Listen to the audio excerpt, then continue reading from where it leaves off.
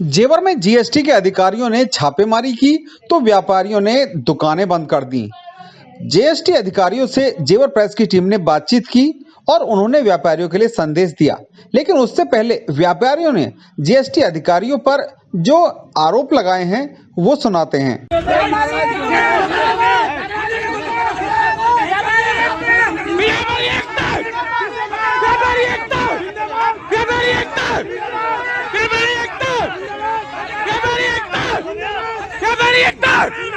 व्यापारी वर्ग के लोग यहाँ पर खड़े हुए हैं जो कि इस मामले को देख रहे हैं। जीएसटी के अधिकारी अंदर चेकिंग कर रहे हैं।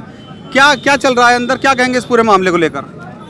चंचल भाई, सर्वप्रथम आपका बहुत बहुत धन्यवाद।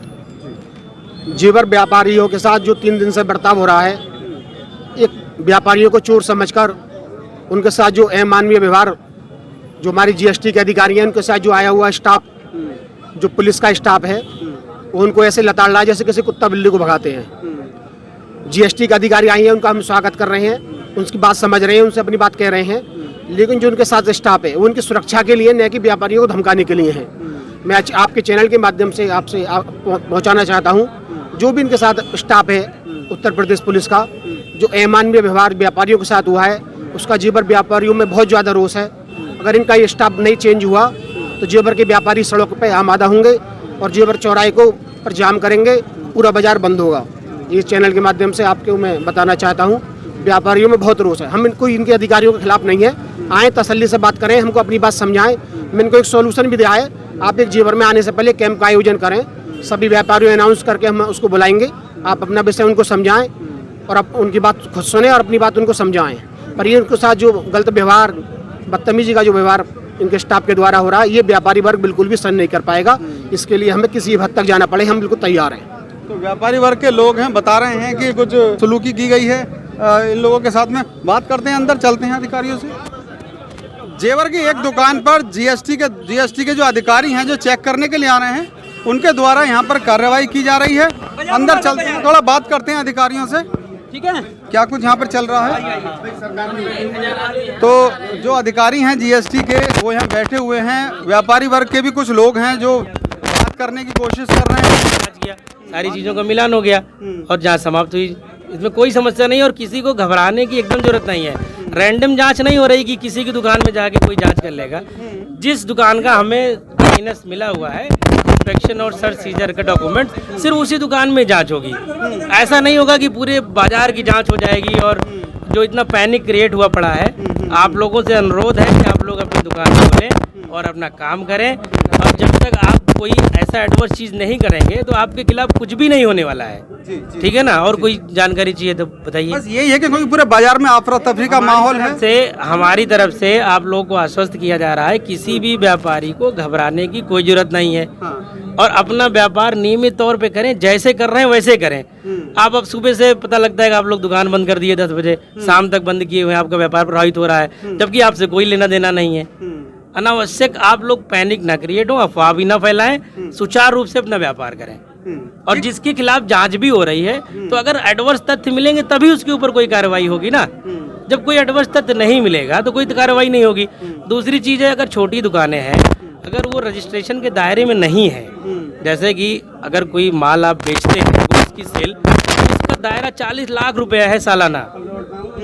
अगर आप जिसकी इनकम, जिसका बिजनेस 40 लाख रुपए का होता है, वो उसमें आते हैं श्रेणी में। अगर आप कोई माल बेच रहे हैं, माल का मतलब गुड्स मतलब जैसे आप रेडीमेड बेच रहे हैं, फर्नीचर बेच रहे हैं, या कोई सामान ऐसा बेच रहे हैं, और वो उसकी बिक्री साल भर की जोड़ने पे 40 लाख या उससे अधिक हो जाती है, तब आपको रजिस्ट्री नंबर लेने की और टैक्स देने की जरूरत है।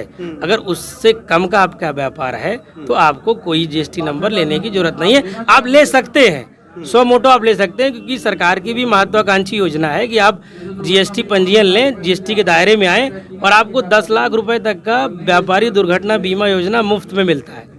बिना आप टैक्स 1 रुपये भी नहीं दोगे तब भी 10 लाख रुपए तक का आपको बीमा मिलता है। कभी आपके सिंगल ओनर है किसी दुकान का, मिस हैपनिंग हो गई उसके पास, तो उसके परिवार को देखने वाला कोई नहीं है, लेकिन सरकार 10 लाख रुपए तत्काल 1 महीने के अंदर उसे देती है उसके परिवार के लिए, अगर वो रजिस्टर्ड व्यापारी है तो माननीय मुख्यमंत्री जी का भी ये कहना है कि हमारे व्यापारी कम से कम इस टैक्स के दायरे में आ जाए टैक्स अगर जितना बेचेंगे उतने पे टैक्स देना है, नहीं बेचेंगे कोई टैक्स नहीं देना। लेकिन उनको कम से कम एक 10 लाख रुपए का फ्री का एक इंश्योरेंस तो मिला, जिसका उन्हें कोई प्रीमियम नहीं देना है बस।